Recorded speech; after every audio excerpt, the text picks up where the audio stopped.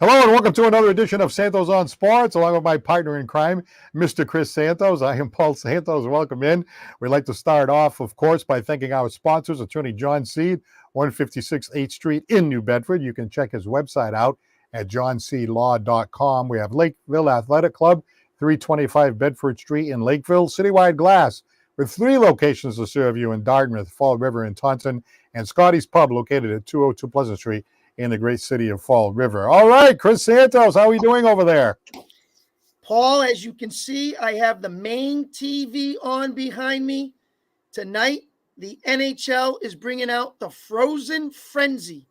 Yes. First game starts at 6 o'clock, and then every 15 minutes, a new game starts. All the NHL teams are on tonight. So 6, 6:15, 6:30, 6:45, and it just keeps rolling every 15 minutes with the Bruins on at 8:30 on ESPN after the 6 o'clock game, which is Toronto and Washington. So I'm waiting for that one to come on, and then I'll watch the Bruins against the Blackhawks in Chicago. So they call it the Frozen Frenzy. If you're a hockey fan like I am, boy, it's a great one tonight. Yeah, and actually, as the games get into the third period, they're going to be getting the crunch time like one after the other. Yes. So there's almost like they're turning it into an NHL red zone, I think. Yeah, I mean, sometimes they have like a free preview, and you can go on certain channels, like let's say 600 to like 630, and just click on every single game and watch whatever you want. But this is another way that the NHL is trying to promote, how hockey is around here and across the country. So good for them, and I hope it works out, and I hope people tune in to watch it. All right, we're going to circle around to all of the sports, but we just have to start with football today. I mean, we just have to. I'm watching that Patriots game the other day, and I don't think anybody gave them a chance. Not any of us. All of us that predicted, everybody thought it was going to be a loss. Everybody thought the Patriots were going to end up 1-7, as we proceed here along. And they just came out and played a very nice game. And I got to tell you, Mac Jones, under all this scrutiny, he's a bum. He can't do this. He can't do that. Well, look what happens when you get a little bit of a running game going. Look what happens when you get an offensive line that actually gives you some pass protection. All of a sudden, he has a few seconds to look downfield and make a play. And by the way, I don't know, we saw a little bit of a glimpse of it. I know it was just a little tiny glimpse. But in that fourth quarter, I don't know. I think we saw something a little bit more. I don't think Dak has that. But I think Mac Jones showed a little bit at the end there. So I got to tell you, here's the thing, right? Here's the thing that I worry about. You're not a Patriots fan, so you're looking at this as a neutral observer. See, I've got too much heart involved in this. But I'm looking at the schedule now, and I'm thinking, I'm getting sucked in here. Okay, they pulled off the upset against Buffalo. Like if they can just beat Miami, like Miami, they didn't look too good against Philadelphia. Maybe they catch them on a bad week. If they can just get by Miami, then they got 5 in a row against a bunch of weak teams, and all of a sudden we're right back in 500, and maybe we're back in the playoff conversation. So in answer to the question that says, does this upset put the Patriots at least in the playoff conversation? Yeah, I'm going to have to say yes. What do you think? Well, they're going to need to, as you said, come up with a big win next week, because 2-5 gives you that momentum with this win, and then you want to back it up. Now, we watched Miami lose to Philadelphia. They're going to go home. I think Miami is a speed team, and I thought Philadelphia beat them because Philadelphia was more physical with them, and that's what the Patriots are going to have to do. They're going to have to be more physical with Miami and slow the speed down. Now, they didn't do it at the beginning of the year, and we were there at that game, Paul, and I thought the speed was too much for them. But they have to come up with a way to slow that down, as Philadelphia did. And then, of course, you got to continue with what your offense is doing. Now, if they can back that up from what they did, sure, that's fine. Or is that just like, one and done for the New England Patriots? That's what you need to determine. Can they build off of this?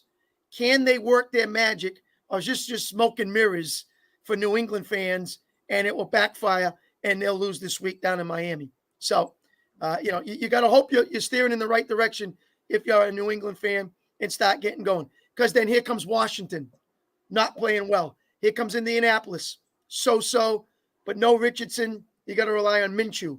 Here comes Washington, not playing. The Giants after that, not playing great, inspiring football. The Chargers, same thing, not playing well.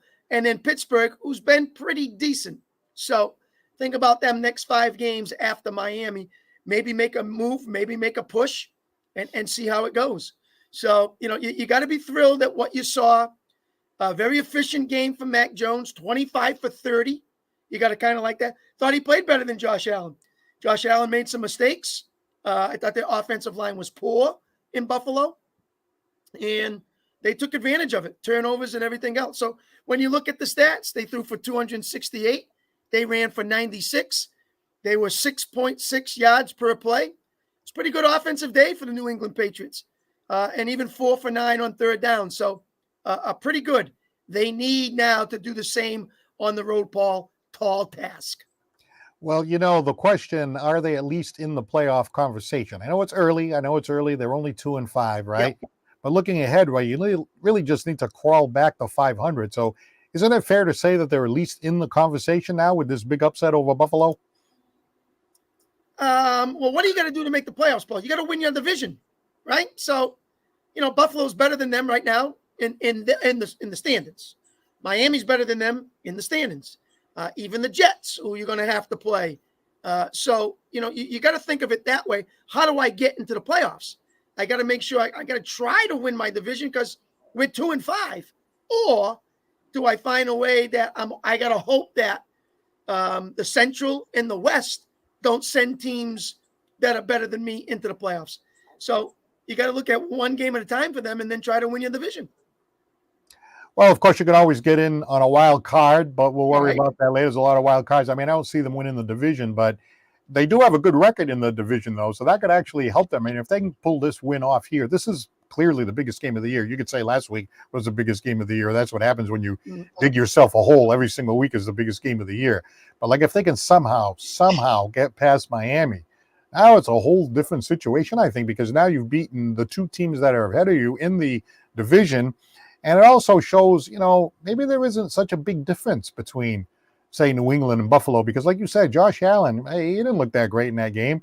And once the Patriots did the things well that they had to do up front, especially, even on special teams, putting pressure on Allen, of course, on defense, I mean, hey, it looked like the Patriots were the better team, and that's why they won the game. Hey, that's why they play the game. So fans, let us know, are the Pats back in playoff contention?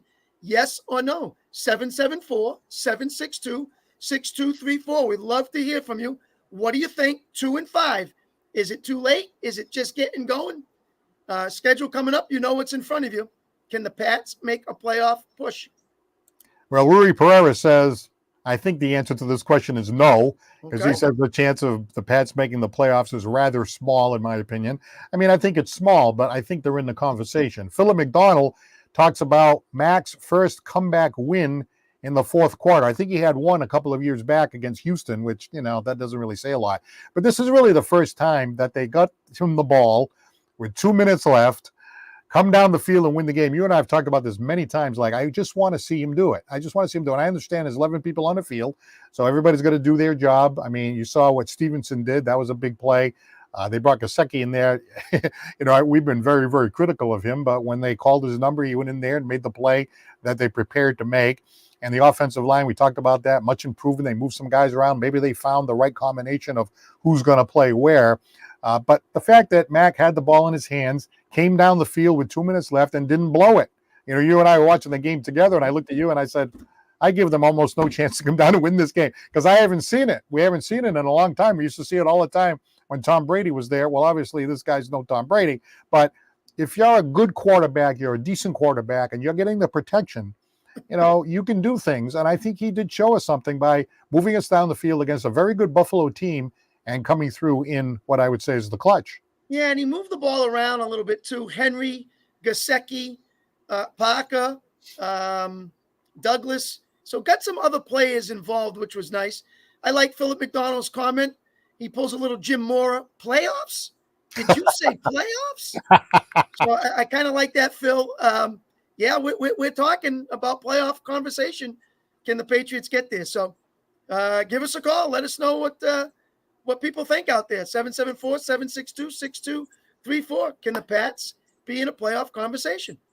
After they won that game, as a NFL football fan and of course as a Patriot fan, I was all pumped up. I was like, oh yeah, that was great.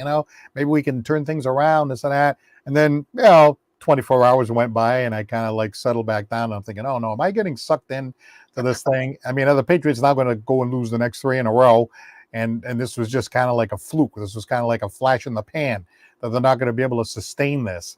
I don't know. It's hard to say because when you still look at that roster around Mac Jones, when you look at some of these other teams and you see some of the players that these teams have, you watch some of these other games and you're thinking, wow, man, I don't know if we can win with, just Parker and, some of these guys are Bourne. I mean, I like Kendrick Bourne. That's fine. He's okay. But I mean, in all fairness to Mac Jones, we've talked about it before. He's not surrounded by a lot of all-stars out there. So I don't know. That worries me. Well, it should, because you're now looking for consistency, Paul. You're looking to see if that offensive line is going to hold up and continue to do what they do. You want to see if that running game gets going, which is what they did. Can Matt continue to go 25 for 30, 276, get a touch? You want to see all that continue.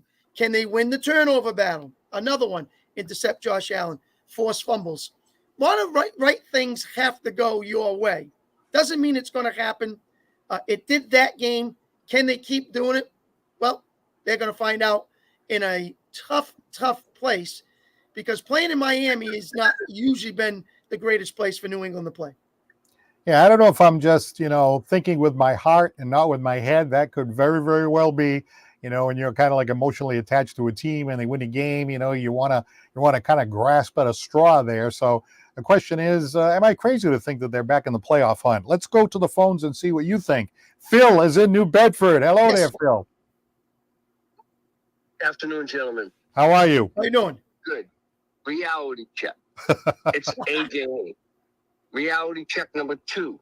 This is the sloppiest, most undisciplined game for Buffalo in the last 2+ seasons. But it started in the New York Giants. They had to come from behind, and all the laundry that was out there, maybe some was justified, maybe wasn't. Let them do 4 or 5 competitive games in a row. Keep it close, whether they win or lose, but hopefully they win more of them. Then I'll look at it and go, well, depends on a few other teams, but maybe they didn't get a chance to win. What about that game-winning drive, right? I mean, I hadn't seen that in a long time. It's only happened once in the post-Brady era. You said that a few minutes back, during the show, He got his posture. The offensive line did what they were supposed to do. The coaches have obviously seen something that they liked from the New York Giants game, and they applied it. But here again, don't become a one-game wonder. Show me 4 or 5 competitive games in a row, and then you might get me back on board. What did you like from that game, though, against Buffalo offensively for New England? What did you see that was more inspiring, that hopefully they can continue against Miami, or even defensively? The offense was more disciplined, and they were working with each other. And you could see them going back and forth in the huddle or going to the sideline, talking to each other, smiling, really, truly communicating with each other. Now, when you say more discipline, you talking about no penalties? They had some penalties, but nowhere near some of the stupid stuff we've been watching since 2021. Mm-hmm. Mm-hmm. And it was John Madden type football, right in the lines, right there in the gut. So, yep. Hey, when Mac Jones got that ball with 2 minutes left, I had almost zero confidence that we're going to come down and win the game. How were you feeling at that moment? Same thing, because of the previous track record. I'll give credit where it's due. They deserve this win, and they did what they had to do to make the win. My semi-pro football team, Southern New Admirals, we're going to the national championship in January, and we've had 3 undefeated seasons. But our last 3 wins, even though we were in the playoffs and did it, the second half, our guys were getting sloppy like Buffalo did. Mm-hmm. They're playing undisciplined ball. You can't do that and compete competitively at the highest level there is. When Chris and I were watching the game, remember, Chris, you said to me, hey, Buffalo, they look like they're struggling a little bit. And I said, come on, why don't you give the Patriots some credit? But you're actually true. The Patriots can get some credit. But Buffalo, I don't know. They're suspect. Yeah, aren't they suspect a little bit, Chris? Well, I didn't like the way they played against the Giants. Again, they were over in England, and maybe there was that, that long trip back. And sometimes, you get a little bit lazy and you get a little bit confused. But boy, when you just barely beaten the Giants and probably should have lost the game, because I thought the Giants blew it at the end for themselves. And then you come into New England, a division game where you want to separate yourself. That's where I thought Buffalo should have been a lot better. And the offensive line did not look good to me at all. Patriots, that's right. Absolutely. So they really struggled in that point. But when you have a division game like that, anything can happen, obviously. But that's not the Buffalo, Paul, in the last couple of years that we're used to seeing. That's why. So, Phil, in answer to the question. There's something going on in that locker room in Buffalo. I think that locker room's getting internal struggles going on. Yeah, well, when things start turning sour, that's when, that can happen. Even in the offseason, Stephon Diggs wanted out. He had some saying he wasn't getting the ball enough. So there's been some little bit of turmoil inside that locker room. But, yeah, they're not winning games like they used to win games. Sean McDermott's got his hands really tied up right now. He's got to find a way to get this team back on track to be number one in the AFC East. All right, so are the Patriots back in the playoff? Gentlemen. Hey, the Patriots back in the playoff conversation, yes or no? No, not yet. All right. All right. I hope to see you at Mikey B's one of these weeks here. We miss you. Thank you. All right. Bye-bye. Thanks, Phil. Phil in New Bedford here on Santos on Sports. And Rui Pereira says hope springs eternal for the fans, as it should, but a 20-point loss in Miami is possible. Wow. 20 points. Well, listen, they've been high-powered all year long. Miami's, averaging in the 20s to upper 20s in points per game. So, what he's saying is definitely a possibility. The way, obviously, the Patriots have been playing up until last week against Buffalo. So, yeah, they're going to have to bring their A game, and they're going to have to find a way, as I said, Paul, to slow that speed down. They're going to have to get more physical with Tyreek Hill. They're going to have to get physical with Waddle. And they're going to have to come at Tua and get by and get on top of him and be physical with the trenches. So that's a big game. That's what the Eagles did. And trying to think who said it. It was one of the former Jet head coach when they asked him, who do you like in this game? And he says, I like the Eagles because of their size and their strength, and they will overpower Miami's speed. I thought it was great. I think it was Rex Ryan coming up with the name. So he was right, and that's what it looked like to me, and that's what New England's going to have to do. Yeah, I was going to say, right, the Patriots, and you got to give it to Belichick, right? We've been critical of him over the past few years, and rightly so. But when he looks at coming up with a game plan, when scheming and stuff like that, I mean, he's done not a very good job, a terrible job, really, in most of our views, having to do with building the roster. But if you give him, these chips and the other guys got those chips, he usually has a pretty good way of disrupting what the other side is going to do. So you figure he's got the last game, right? With Miami, and we could be looking at what he saw last week and say, gee, we're going to apply some of these, schemes and some of this plan, like you just said, to try to see if you can slow them down. Well, he's played Miami once. We were at that game, so yes, I'm sure he's going to study that tape and that film and go over it with his guys and say, hey, listen, this is what we got to get better at. This is how we're going to slow them down. And we got to get them off the field on third down, because that's probably a big down where Miami was more efficient in that first game, and they did what they needed to extend drives. And then, of course, don't give up the big play. That's where Miami kills you. They get you with that long one with Hill. They get you with Waddle. And they do some good things with a long run. You got to find a way to eliminate the big play. Make them earn it and go down the field. Well, even though Miami lost that last game, I mean, Tua just threw a beautiful pass to the left corner of the end zone. Remember that one? I mean, out his back foot. And he just threw this beautiful pass right over everybody. It dropped in. I thought, oh, my God, right? I don't think I've ever seen Mac Jones do anything like that. Well, and then he tried that at the end of the game, and he got picked off. Yes, I know. I did. So, and he floated that one. I'm going, why are you floating the ball? That's not a float pass. So, yeah, there are times that you can do that, and you let your speedster run under it. And that's what he did there with Hill. So, they got to be more efficient on defense to slow the team down and eliminate the big play, because that's where Miami kills you. Well, the game that we went to, you mentioned the Miami game at Foxborough. The Patriots were in that game right till the end. They dug themselves a hole at the beginning. Yep. In the fourth quarter, they had a chance there, and it wasn't like Miami blew them out of the building.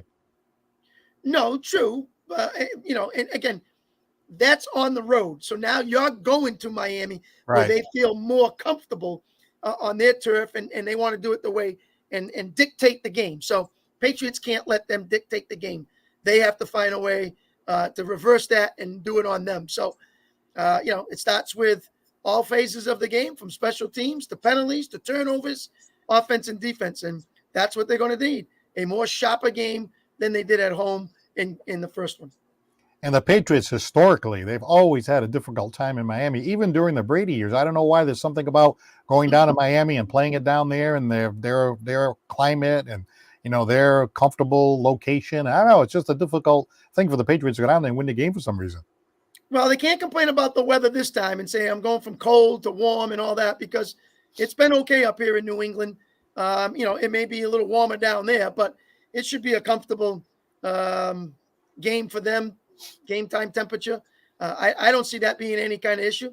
They should be ready to play, and Bill's got to have them ready. All right, give us a call. Let us know what you think. Are we crazy to think, or at least me, crazy to think that the Patriots are back in the playoff hunt? It's just one game. They won this one game, and all of a sudden I'm thinking about the playoff hunt when they're still 3 games under 500. I just think they beat a quality opponent in Buffalo. Nobody gave them a chance. They came through with the win, and now, if you can beat Buffalo, Buffalo beat Miami. Patriots came close to beating Philadelphia, although it feels like a long time ago, right? I mean, the Patriots almost beat Philadelphia, right? So, I mean, if you can just get certain things going your way, not digging yourself that big hole, playing some good ball on the offensive line, right? The defense has played pretty well. So, I don't know. It seems like they can compete with anybody, but you have to win these games. You can't just compete. You have to be able to get the W. And so far, the Patriots have struggled to do so. So give us a call here, 774-762-6234. By the way, how is your team doing? The Dallas Cowboys seem like they're hanging in there. They've been up and down. They had this bye week last week, so you had a chance to kind of take a breath from what happened the week before. Mm-hmm. But I don't know, Dallas. They talk about it being a Jekyll and Hyde team. You never know what you're going to get out of them. I mean, you look at any game in particular, and we've talked about it before, you never know in the NFL what can happen. Well, with the Dallas Cowboys, you really can never tell what's going to happen because they're all over the place. Well, I'm hoping that during this off week, they really worked on red zone to get more balls into the end zone. I think they're a little weak on that. And of course, going down the field is one thing, but going down the field and not forcing it is another thing. And so when you run patterns and there's double teams, or, one guy's covered close and you're trying to fit it in a window, I think that's where that management comes in, where they have to be better, and that option's not there. Drop the option 2. It's not there. Go to option 3 and be able to move the ball around a little bit more. Get more players involved. That would be nice to see. Establish a little bit more run with Tony Pollard. So I really hope they worked on the offense a lot more this week, because I think that's where the main struggle has been. They're 4-2. That's fine. They have some games coming up that are very winnable. They got to go in there and dominate teams that they're supposed to. So I'm hoping that they've learned something in this off week and they start to turn the page and get it going. Well, Jerry Jones, of course, always comes up in conversation when you talk about the Dallas Cowboys. And with us down here in New England, it's Robert Kraft. And there was all these rumors about, Robert Kraft, he's getting fed up with Belichick. And, if this continues like this, don't be surprised if this is Belichick's last year. And then we get these rumors that perhaps in the offseason, he actually extended Belichick, right? So thinking, oh, my God, I'm glad that came out after this last game, or at least right before this last game, because if it came out before, people would be saying, what, is he crazy? Maybe he is crazy. I don't know. I mean, was that the right time to extend Belichick the way these last 3-4 years have gone? Well, listen, he's done so much for you. He's won you all them Super Bowls. He was your head coach. I still think that him and Kraft have a good relationship like this, and he's going to let him go on his terms, Paul. He's going to let Bill do what Bill wants to do. And if it's, this is my year, I'm ready to go, I'm going to move on and you guys start all over again, he's going to open them with arms and say, okay, go ahead. If he's going to say, man, I can make this work and I'm going to turn it around again next year and we're going to do this, and he's going to do it. I just think they have that camaraderie with one another. I don't see it separating. Him and Bill are just too tight for that. All righty. Give us a call here at 774-762-6234. I apologize to that last caller. I think somebody was calling over here, and it might have been a new person. So give us a shout, and we'll try to get you on here and Santos on Sports. Yeah, when that came out that, oh, well, maybe Belichick got extended and all that, I was thinking, wow, really? Could that really be? Shouldn't they just do it like year to year to just, kind of see how things are going? And, we talked about it before. There's still a problem with building the roster. Now, they've had a few hits in the draft here and there, but, I'm looking at this team right now. Okay, they just beat Buffalo, right? So now they're 2-5, right? So now you go back over these 7 games, right? Suppose they had just added like a couple of free agents, in key positions. Suppose they had just kept Jacoby Myers. Suppose they had signed DeAndre Hopkins. I'm not saying he's already on the downside of his career, but I'm just saying, like, suppose they had just got somebody decent, like to give Mac Jones just a couple more weapons. You know what I mean? Maybe earlier on, like they seem to have found something here on the offensive line. Suppose they had hung on to, some of the better offensive linemen that he let go, right?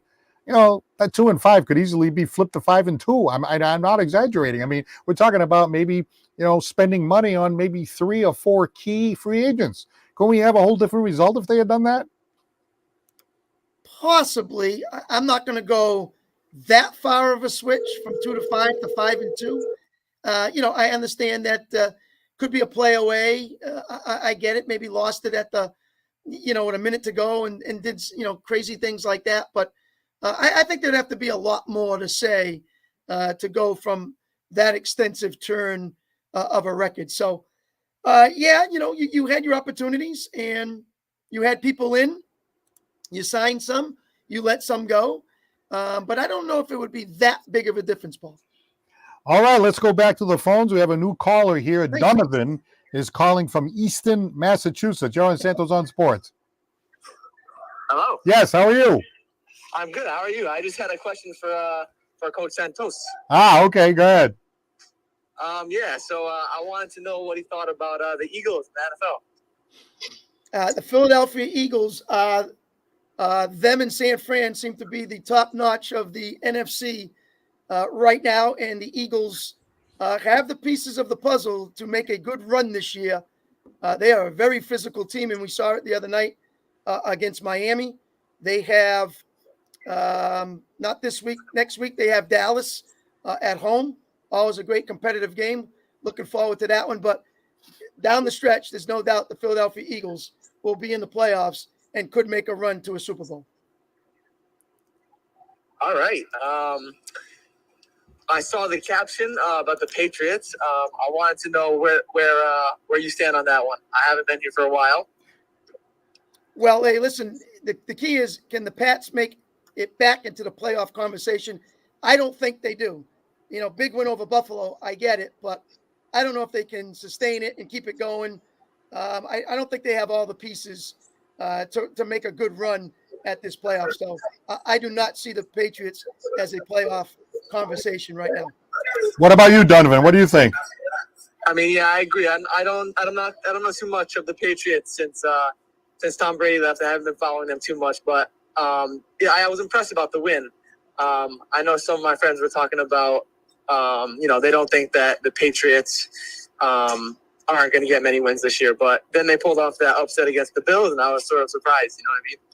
Yeah, I think a lot of people were surprised, especially the way Jones marched them down the field with that game-winning drive to go and win the game. I mean, he had a lot of help, of course, some good plays, by Stevenson and the offensive line, and some good catches by some of the receivers and so forth. But still, the game is on the shoulders of the quarterback, and he showed me something in that game.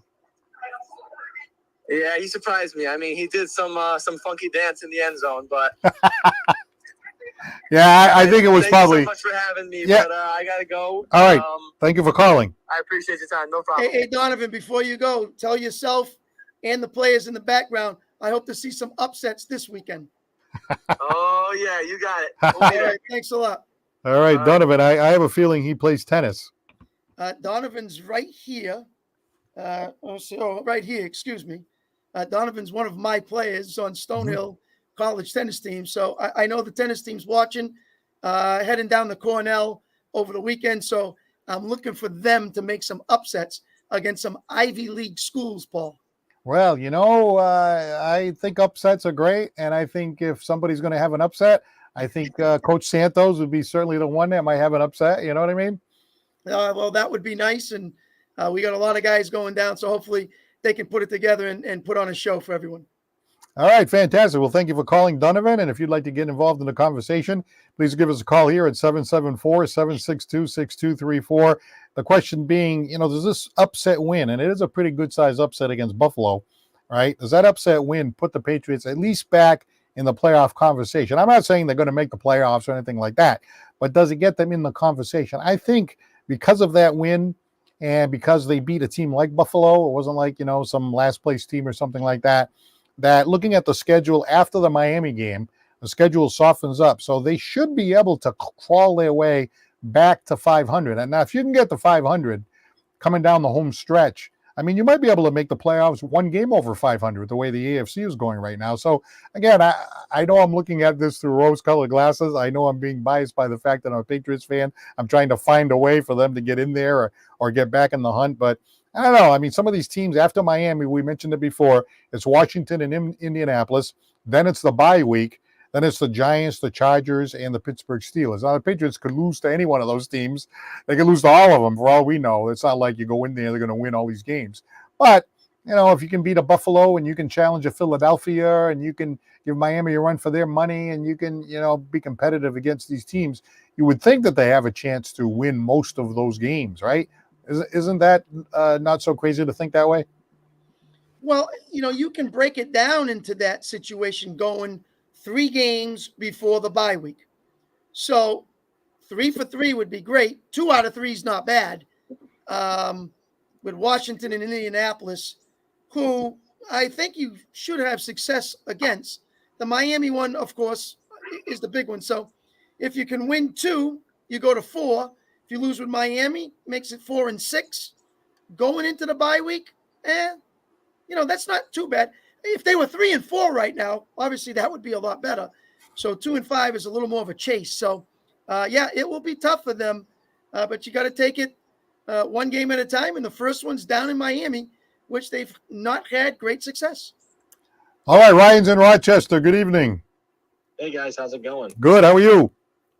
Doing pretty good. I'm kind of stunned at the recent developments. I'll be honest. I was kind of one who thought that the season was lost after we lost to the Raiders. But then we get Buffalo in a pretty good spot. We try some different things. I'm impressed with some of the stuff we were doing on Sunday.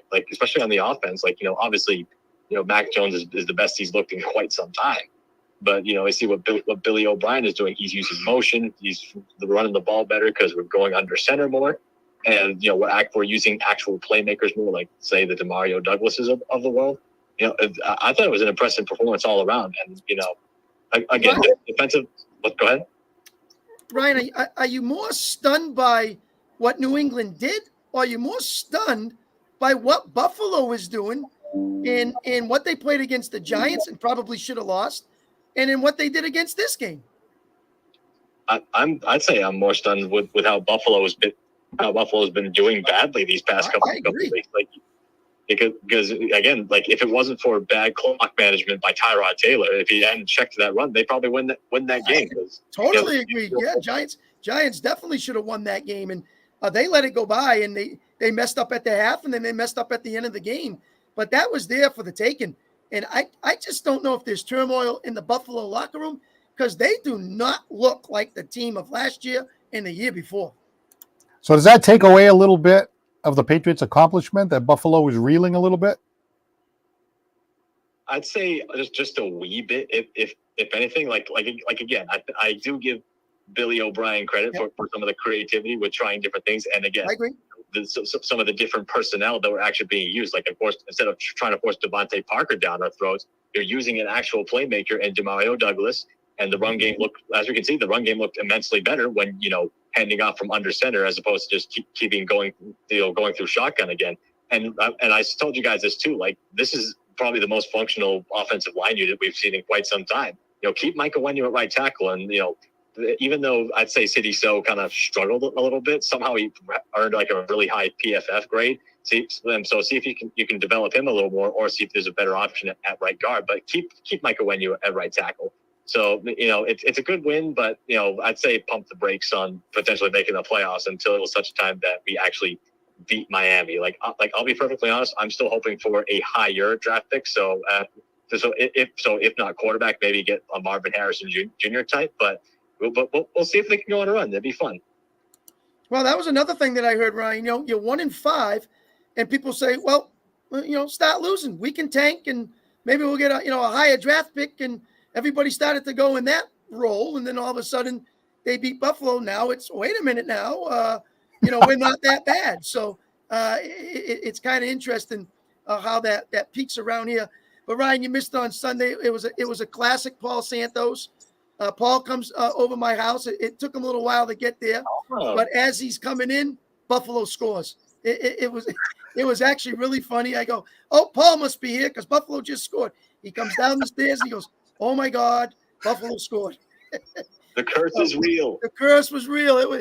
It was great to watch, but then the it factor came in the fourth. So his feathers were a little more and his shoulders were a little higher as he left my house on Sunday. Hey, wouldn't it have been great if I had to leave early? Like if I had left your house with 2 minutes left. As soon as he leaves, they come back and win. No, but it was kind of fun to watch, Mac Jones march him down the field because, they used to happen all the time in the Brady years. You would just see that march down the field to win the game thing. And we only saw it once a couple of years ago against Houston. We really haven't seen it. And boy, it just felt good to see that. Didn't it, Ryan? Absolutely. The fact it looked like a functional unit on offense, and to be able to, come back from any sort of deficit, especially at the very end of the game. It just felt good to see that again because it was always in like the last 2 minutes. We would always fumble. We would get a safety. We'd turn it over on downs. It would always be something. But the fact that we were actually able to pull off a comeback win, it's just awesome to see. Now, can that continue going forward? We'll see. But it's at the very least for 1 week, it's cool to see. Well, the Patriots, we kind of forget about it now because they won the game. Remember we were watching the game, Chris? They tried to blow it, right? They had that 2-possession lead, and then they got the ball back, and then they turned it over. And I was thinking, oh, my God, why don't they just run it 3 times and punt it? You don't want a turtle, but, they dodged the bullet there because that turnover right before that last drive, I was thinking, like, here we go again. We're going to go down the tubes with a bad turnover. Yeah, but I agree with Ryan where they decided to make changes.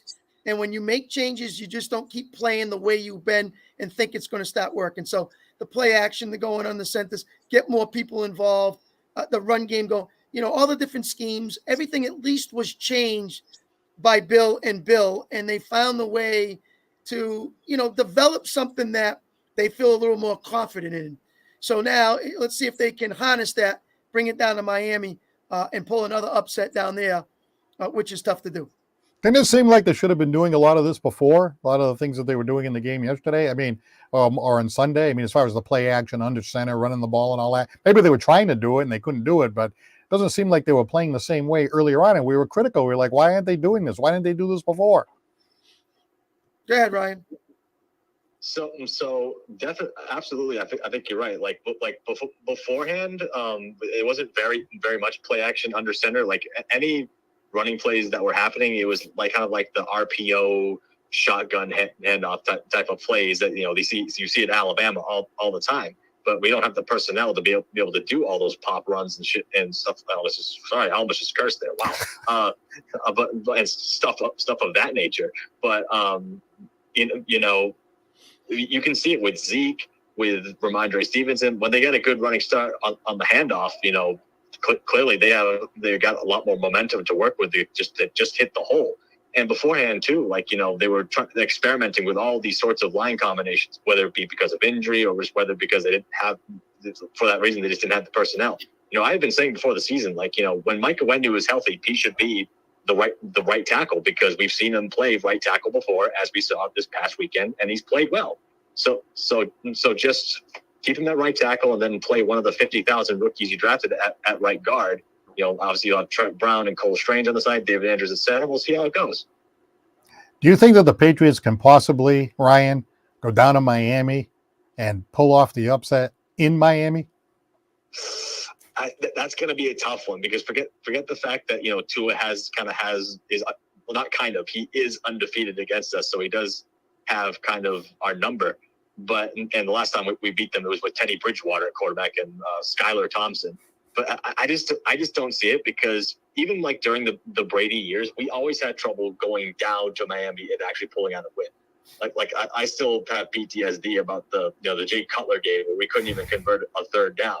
And then, of course, there was the Kenyon Drake, lateral play that ended up at the very end of the game that ended up beating us because Gronk took a bad angle. It's just always something in Miami. And I think it's at this point in time, they're just a better team than us on top of it and a better offense. I just don't see them laying an egg a second week in a row. Well, you're referring to the Miami Miracle. Maybe if the Patriots, maybe if the Patriots go down and beat Miami on Sunday, that'd be another Miami Miracle, except in reverse. Yeah, 2.0. Well, let me tell you this: if they pull this one off and go 3-5, it's going to be an interesting next 5 games with the teams that they have on their schedule to maybe make a push because you've just beaten 2 teams in your division, and now you have Wash, Indy, and the rest coming up on those 5. So that's why I think this one's very important. All right, Ryan, thank you very much for your usual good call, and we'll talk to you again soon. No problem. Thanks for having me on, guys. All right, Ryan from Rochester here on Santos on Sports. I had to laugh to myself because, we were watching that game, and when the Patriots came back and won that game, right? Chris looked at me and go, "Oh, here we go. We're going to the playoffs now. Yep, here we go." Just like about 2 hours ago, everybody was talking about tanking. Why don't we just lose all the rest of the games? And all of a sudden, wait a minute. Now we're going to the playoffs. Talk about the pendulum going one way to the other. That's what happens when you're a fan. You tend to let yourself, when things are going good or, you have a good result. Oh, boy, you get that confidence. And look at how the way they're talking about Mac Jones, right? They were talking about Mac Jones like he's a bust. We want to tank and go get another quarterback. Well, how about this guy? They're looking at quarterbacks all across the college and all that. And you know how that is. That's a real crapshoot when you're trying to draft these quarterbacks. So I'm like, wait a minute. Give the kid some weapons, for God's sake. He's not that bad. Just give him some weapons. But look what happens when he has an offensive line and players are actually making catches. I mean, you saw what happened the week before. Parker makes that catch. Parker missed that ball. The ball went right through his hands, right?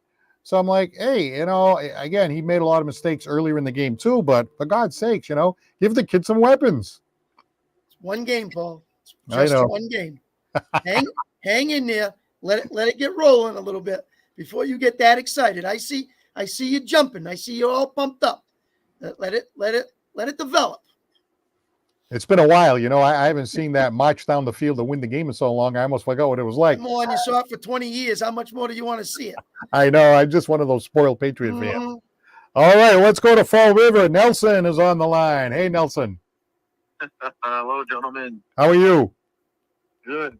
Listen, Paul, don't buy into the hype. You know what I mean? Don't listen. That game,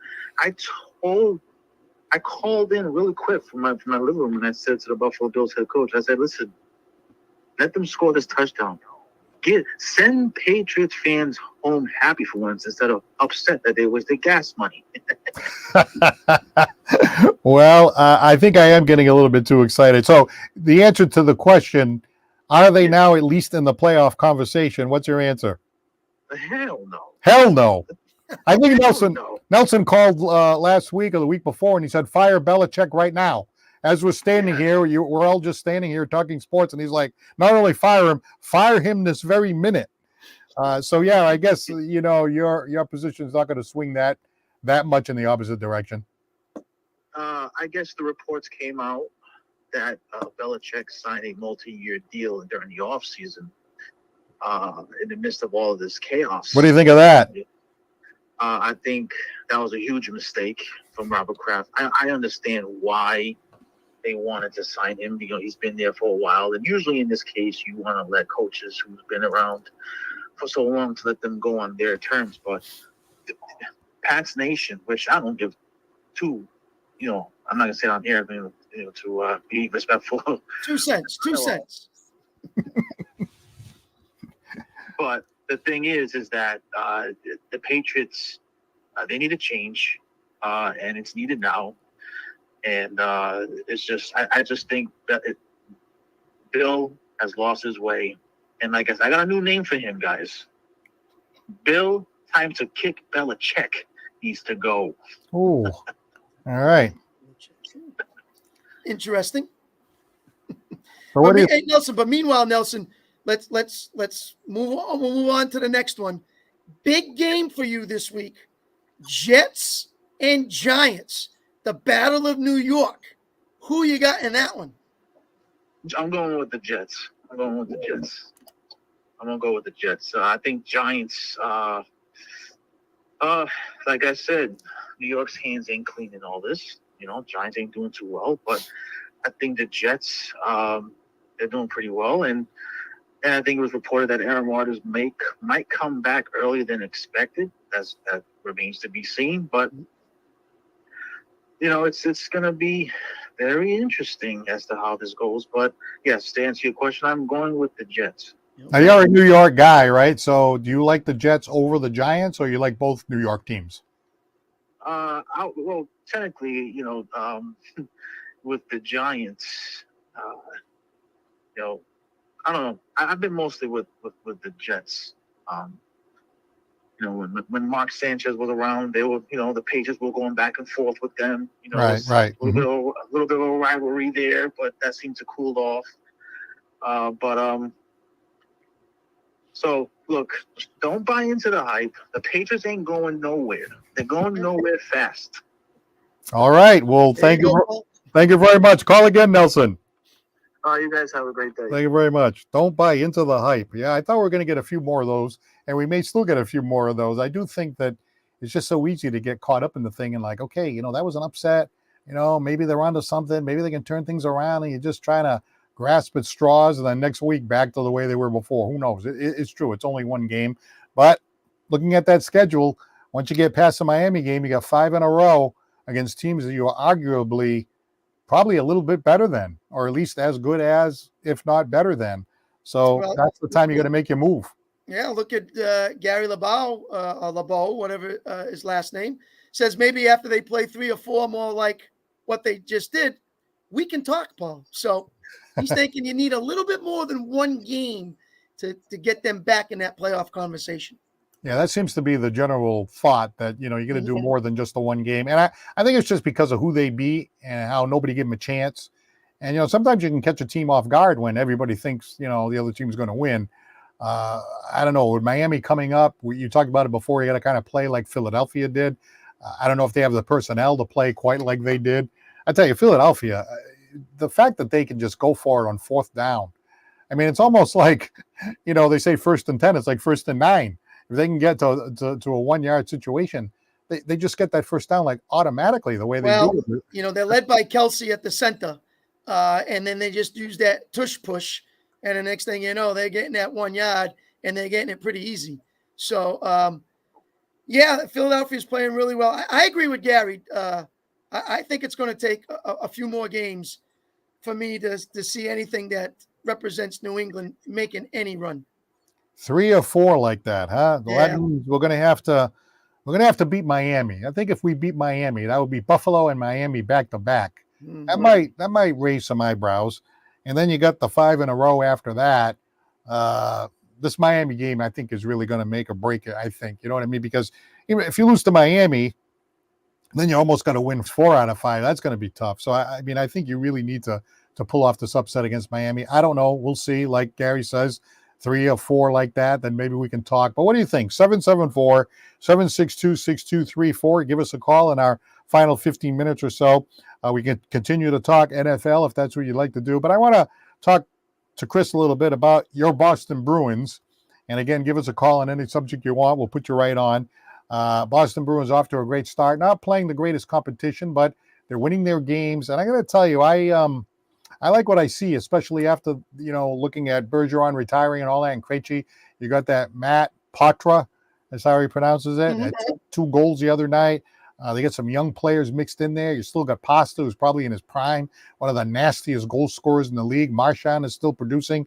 I don't know. I like the team defensively, goaltending, stuff like that. And I got to tell you, they were embarrassed last year, right? And so I know this is a psychological angle and stuff like that. You still got to perform. You still got to get lucky. It all determines on who you're playing and what the matchups are and all that. But teams that were embarrassed the year before and they got that, that chip on their shoulder and that thing sticking in their craw, those teams tend to be dangerous. So I actually like the fact that they were embarrassed last year, now that it's gone by. The fact that they were embarrassed last year, when the playoffs come, they're going to be like, oh, we're just going to go for the jugular because we were so embarrassed last year. It's going to be in their mind. And I think the psychological effect in sports sometimes is underrated. Well, they were embarrassed in the playoffs, not the regular season. Right, in the playoffs. Yeah, right, in the playoffs. Yeah. And remember, Florida went to the Stanley Cup. Yeah, so I know. Let's not put that aside as well.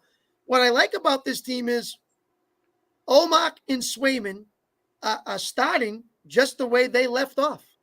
And so it starts with goaltending. Now you build from that. And if they stick with those two, because I've heard all kinds of trade rumors, but if they stay there and those two continue to play the way they're playing, I think they're right back in the mix again, trying to sharpen up that defense with Shattenkirk, trying to get more of the young kids involved, move Pontress up to a top 6 player, scores 2 goals. Hey, listen, it ain't easy to win on the West Coast.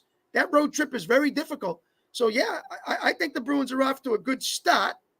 Where they go from there, who knows? I don't know if they're going to repeat like they did last year and do all that, but they're off to a good start.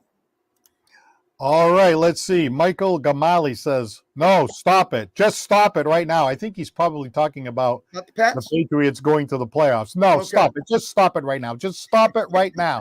Okay, I think, most of the fans are in agreement with you. I think I got caught up a little bit. But let's see. We'll see what happens next week. We can pull off the upset against Miami. In New England, the Patriots almost won it. I know almost, it doesn't really mean anything. Good teams find a way to win in those situations, but we'll see what happens. As far as the Bruins, the regular season, they had a great regular season, but I think in the playoffs, they're going to be coming into the playoffs with a chip on their shoulder. And of course, I don't want them to go, have this great, unbelievable season, but you still have to have a good season, to have a good, to make sure you're in the playoffs and stuff like that. So the fact that they got off to a nice start, I think that's nice. They say that if you're in the playoffs by Thanksgiving, you're pretty good to go as long as you don't really have a horrific second half. Mm-hmm. So let's just keep rolling. Let's make sure we're in the, not just the playoff conversation, but let's make sure that we're in a great spot for the playoffs as we head into the holidays. Then once we get past the first of the year, get set up for the playoffs and then go from there. But I like what I see, and I like the young players. There's some good, not just Patra, but there's some other good young players there. And I really like the way the team has transitioned from, the Bergeron, Krejci team to this team that you see right here. Well, Frederick, Geeky, Beecher, young guys and physical and tough. Then you add in, obviously, your veterans and your captain with Marchand and Pastrnak, as you said. Van Riemdijk off to a good start. Asking, quite a lot sometimes out of these young players. And Jim Montgomery, I think, has done a nice job. And they seem to really want to play for him right now. DeBrusk has had a little issue trying to get him back to where he belongs. And if you get that going, I think they'll be fine during the regular year. It depends on what they look like come playoffs. If they're a little bit more tougher, they're a little bit more physical, and they're able to handle the pressure from these other teams that we saw Florida do against them and really manhandle them. So they need to really shape that up. And McAvoy's certainly one of the top defenseman in the league coming into his own. You really like him back there being sort of like the backbone of the D. Oh, absolutely. And you need, every team has one of those kind of guys, whether you're like a Victor Hedman and they have it in McAvoy. So he's the guy you rely on for the most minutes, probably plays 27, 28 a game, more than anybody else out there. So they rely on him heavily. Power play, shorthanded, as much as they can. They want him on the ice. Hey, what do you think of Lucic back in the Boston Bruins uniform? It's kind of strange to see him out there skating around. They gave him the same number, too. Yeah, they did. When he left and went to Calgary, he didn't light it up there. It just wasn't maybe a fit for him. He had a year or two that was okay, but, maybe he's just one of the bad Bruins, the bad boys, and a tough guy, and just wants to fit in that mold. And, if it's fourth line, that's fine. And you want to, fit me in once in a while somewhere else, and hopefully sneak an assist or a goal for you, and then get physical when I need to. That's what he's there for. So it's just another physicality that the Bruins are looking for. Well, the Boston Celtics will be opening this season tomorrow night, and That's I right. believe they're playing at New York against the Knicks. Yep. And boy, I'm really looking forward to this. I really, really am looking forward to this because, obviously you got Porzingis in there. Hey, you got, Pritchard coming off the bench, lighting it up. Obviously you got Holiday in there now. You got the two Jays kind of coming into their, their sort of seasoned peak years, mid-20s, late 20s, a lot of experience under their belt, trips to the finals under their belt, trips to the playoffs, Eastern Conference finals under their belt. One contract is done. I'm sure the next contract is right around the corner. So a lot of things seem to be coming together like the moon and the stars, feel like they're lighting up. And boy, I'm really hopeful that this can come together this year for the Celtics. There's a lot of people looking forward to this year, that this could be the year that maybe they make that run. And it'd be interesting to see how all those pieces fit together. Yeah, solid, good preseason right now as they get ready for game one. The only thing I'm looking for, Paul, is everybody stays healthy. That's all I can. If they stay healthy, then I'm going to say this team can make a deep run and should make a deep run. If they get injured and have some issues, then I'll sit back and go, all right, well, they don't have the depth that I was hoping for. So right now, Porzingis to me is a big key, and he must stay healthy. Absolutely. And I know his health has always been an issue historically, although last year he did pretty well. He stayed in there quite a bit. But I remember when he was in Dallas, it was always a problem. And, obviously, he's down there playing with Doncic, and they can never quite put it together. Correct. And, I think he can play with the two Jays, and I think the other guys can find a way to feed him the ball. So I think Holiday will get him inside. He'll get him on the top of the key if he wants to shoot the threes.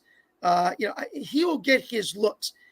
But they don't have to use him as Dallas tried to use him, or Washington or other teams try to use him, where he was like the number one guy. Get him the ball, feed him. And now he's taking a beating down low.